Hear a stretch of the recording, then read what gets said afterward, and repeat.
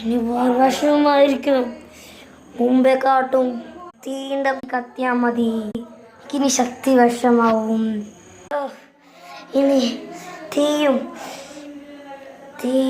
വെള്ളവും ഇനി അടങ്ങിയാ മതി. വിഷം എനിക്ക് കിട്ടും. ഇനി ലോകം ഞാരി കുടിക്കാനുണ്ടാവും. ചോട്ടാ ഭീം, നമ്മൾ കാരണം വേൾഡൊക്കെ പോയിസണസ് മോനെ. പണ്ട് കാലത്ത് ശിവൻ ദൈവമാണ് വിഷം കുടിക്കുക.